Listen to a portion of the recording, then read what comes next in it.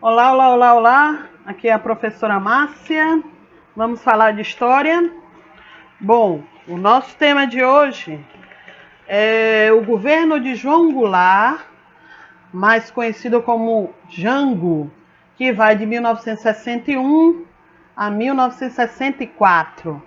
Então vamos lá conhecer um pouquinho sobre esse nosso presidente do Brasil. Então vamos nos situar. Jango, ele era vice-presidente do Jânio Quadros, que foi até o último assunto que nós tivemos. Como nós tínhamos conversado anteriormente, o Jânio Quadros, ele renuncia à presidência do Brasil. Com essa renúncia, o presidente, no caso João Goulart, deveria assumir o governo do país. Porém, como a política de João Goulart era muito progressista, né? Alguns grupos, mais exatamente a ala conservadora do Brasil, que era formada por militares e políticos, alguns políticos, começaram vamos dizer assim, a desconfiar desse novo governo, do governo de João Goulart. Então, o que eles fizeram? Começaram um movimento contrário à posse de João Goulart. João Goulart, temendo não assumir a cadeira de presidente do Brasil, então ele cede e faz um acordo com essa ala conservadora. Qual era esse acordo? Que ele iria assumir a presidência do Brasil, só que era num sistema parlamentarista, ou seja, controlado por essa ala conservadora. E assim ele o fez, assumindo a presidência parlamentarista aqui no Brasil, ok? Só lembrando que esse período, que é chamado de fase parlamentarista brasileira, ela ocorreu até 1963, quando o João Goulart ele antecipa um plebiscito e que esse plebiscito promove o retorno do presidencialismo, que aí começa a segunda fase do governo de João Goulart. Então, até lá, mais na frente, nós iremos comentar mais ainda sobre isso. Então, João Goulart assume o governo aqui no Brasil. Eu quero destacar, nesse período parlamentar brasileiro, essa pessoa aqui no centro da foto. Esse aí é um dos 3 primeiros ministros do governo de João Goulart. O nome dele é Tancredo Neves. O Tancredo Neves, mais lá na frente na história brasileira, é um nome muito importante. No fim da ditadura.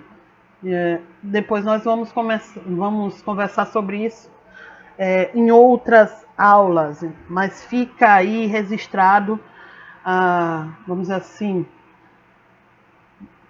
a visão nacional de Tancredo Neves, quando Tancredo Neves surge na política nacional, né? Quando ele se torna ministro no governo de João Goulart. Então vamos continuar. Quando João Goulart assume o Brasil, isso na fase parlamentarista. Quando João Goulart assume o Brasil, existe aqui no Brasil uma forte crise, tanto econômica quanto social, provocada pela crescente inflação. E essa inflação produz nitidamente a diferença entre os privilégios de uma minoria e uma maioria, né, que é explorada. No caso, essa minoria, a classe mais rica, né, é privilegiada, principalmente resultado da exploração do trabalho dessa maioria aqui brasileira, da população brasileira. Bom, durante o governo, nessa primeira fase do governo de João Goulart, ele começou a ser alvo, ele começou a ser pressionado por vários grupos, principalmente um dos grupos, que é a Liga dos Camponeses, né, que reivindicavam uma reforma agrária. Outro grupo muito forte na pressão sobre o governo de João Goulart era os movimentos estudantis e os sindicatos trabalhadores, que eles queriam políticas mais fortes trabalhistas, né? E temendo essa aproximação e o ceder de João Goulart a essas pressões da Liga dos Camponeses, dos estudantes e dos sindicatos trabalhadores, um outro grupo, aquele mesmo lá na frente, lá anteriormente, que eu disse que pressionou João Goulart para que ele cedesse a questão parlamentarista, ele começou a observar que talvez se o João Goulart cedesse a essas ideias, né, dos trabalhadores rurais, dos sindicatos estudantes, os privilégios que eles tinham, né, poderiam ser ameaçados. Então eles também começaram a se posicionar, a se colocar como opositores, né, combatendo o governo de João Goulart. João Goulart, ele então, nessa pressão de todos os lados, né, e principalmente como ele estava numa situação não muito favorável para a mudança, já que ele era um presidente parlamentarista, né, então o que o João Goulart fez? Propôs uma antecipação daquele plebiscito que eu tinha falado para vocês. Então, o que acontece? Em 1965, exatamente, em 1965, ele começou a se movimentar para, nem 1965, em janeiro de 1963, boa parte da população decidiu pelo fim do parlamentarismo, né? E o retorno do presidencialismo, ou seja, Goulart passou a governar com o maior poder, porque agora ele não era mais, vamos dizer assim, pressionado pelas forças conservadoras. Para tentar resolver essa problemática, né? Essa problemática da inflação que a cada momento crescia, né? E as consequências sempre iam para a população, né? Mais pobre. Então, o que o João Goulart fez? Ele começou a criar algumas medidas de combater essa inflação. Dentre essas medidas, foi, por exemplo, ele propôs o controle das despesas públicas e o congelamento dos salários. Essas medidas, elas, é lógico, atingiam principalmente os trabalhadores assalariados, né? E isso provocou um descontentamento muito, muito grande nessa ala da sociedade, desses trabalhadores assalariados. E a ponto, por exemplo, de causar manifestações públicas, greves, ou seja, as tensões políticas dentro do Brasil, depois que ele começou a fazer essas medidas, foram, no mínimo, temerosas para o bem-estar civil brasileiro, né? A questão até do temor de futuros conflitos armados. Então, o que João Goulart então fez? Buscando solucionar esses problemas, em 1964, João Goulart, ele então implanta aqui no Brasil as chamadas reformas de base. Essas reformas de base, que que era dividido num plano trienal, ela consistia na reforma agrária, na reforma fiscal, educacional, bancária e eleitoral. Para o João Goulart, elas eram necessárias para desenvolver o país, ou desenvolver o capitalismo nacional, né, e promover o desenvolvimento do país. Só que, como eu tinha dito para vocês, existia uma área, uma ala conservadora que não aceitava essa ideia, porque eles temiam que essas ideias, os conservadores, temiam que essas ideias transformariam o sistema político dominante aqui no Brasil, né?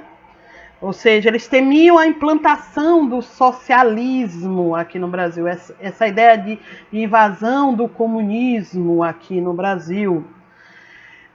E só lembrando, esse período do governo de João Goulart, ele estava acontecendo exatamente num período de briga entre duas ideologias, entre o capitalismo e o socialismo, que no caso foi a Guerra Fria.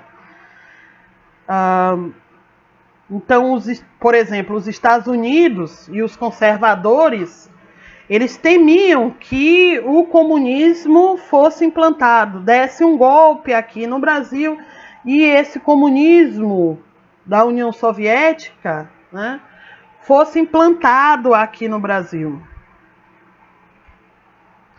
Por exemplo, dois grupos muito fortes políticos aqui no Brasil começaram a acusar Jango, né, de planejar esse golpe, que é a UDN e o PSD, né?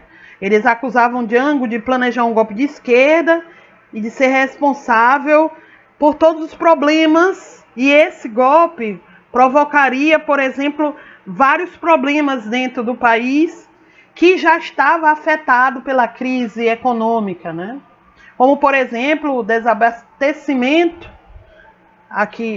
alimentício aqui no Brasil. Então, existia uma movimentação muito forte, né, daqueles que achavam que Jango estaria dando golpe e daqueles que queriam defender o Brasil desse golpe de Jango, né? Os dois grupos estavam ali em pleno conflito. Então, o que aconteceu? Em 13 de março de 1964, João Goulart, ele realiza um plebiscito, que até essa foto, onde tem também até a esposa de João Goulart participa. Ele realiza um comício na Central do Brasil, que ela é o marco na história da política de Jango, onde ele defende essas reformas de base. Essas reformas de base que eu já tinha falado anteriormente, como, por exemplo, a reforma agrária, a reforma na educação. Mas só que esse comício, essa ação de João Goulart, em vez de, vamos dizer assim, apaziguar os ânimos, tanto dos conservadores quanto dos aliados de Jango, foi provocar uma crise maior política. As tensões sociais começaram a aumentar a cada dia. E quando eu digo tensões, né, por exemplo, em 31 de março de 1964, tropas de Minas Gerais e de São Paulo saem às ruas, ou seja, as pessoas, estados começam a pegar em armas para defender cada um o seu posicionamento, ou do lado conservador ou do lado de Jango. Então, Jango se vê numa encruzilhada, né? Numa encruzilhada, e que ele decide, para evitar uma guerra civil, Jango então decide deixar o governo. Para evitar uma guerra, Jango deixar o governo, e ele sai do país.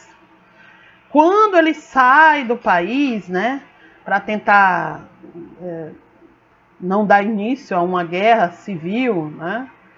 Mas outras que aconteceram, por exemplo, no início do governo de Getúlio Vargas, por exemplo.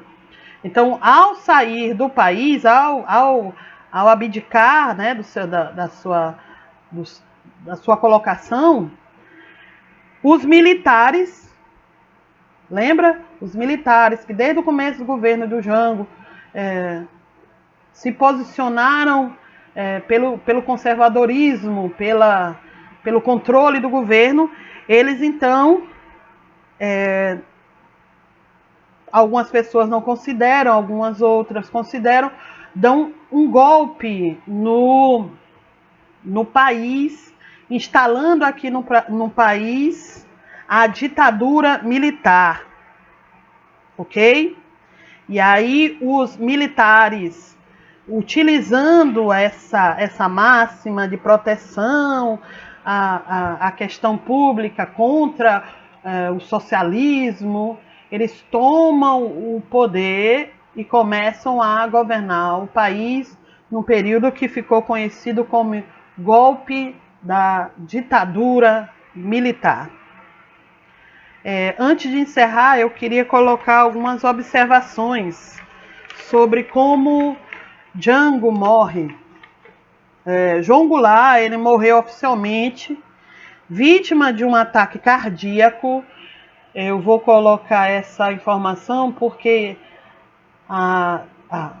você observar todos os presidentes anteriores que tinham uma posição contrária ao sistema conservador, eles morreram de forma, no mínimo, suspeita. No caso de Jango, mesmo ele tendo abandonado o cargo, a forma que ele morreu no mínimo, suspeita. Então, quando eu fiz a pesquisa, foi colocado assim, que João Goulart morreu oficialmente vítima de um ataque cardíaco no município argentino de Mercedes, em 6 de dezembro de 1976. Existe, contudo, suspeitas que parte de familiares, colegas de políticas e outras personalidades que João Goulart tenha sido assassinado por agentes da Operação Condor. Só que acontece o seguinte: por decisão da família, não foi realizada nenhuma autópsia no corpo de Jango e ele foi sepultado. Ou seja, mesmo com essa interrogação de que talvez esse ataque cardíaco de Jango não foi natural, né? Foi uma questão política, né? Temendo talvez o retorno de Jango ao poder. Mesmo assim, a família de João Goulart não permitiu os exames, né? Até hoje não se permitiu. Aí tem algumas imagens do velório de Jango e de como o povo abraçou Jango após a morte dele. Aí eu coloquei em destaque a foto, uma frase na faixa falando: Jango continuará conosco. Bom, antes de dar o meu até a próxima, deixa eu fazer algumas observações. Primeira, dê uma lida novamente no seu livro. Faça uma pesquisa em outras fontes históricas. E se você tiver alguma dúvida ou se eu me enganei em alguma das minhas colocações, entre em contato comigo, ou por WhatsApp, ou pelas nossas aulas semipresenciais, que eu estarei aqui à disposição para tirar quaisquer dúvidas ou me corrigir. No mais, até a próxima.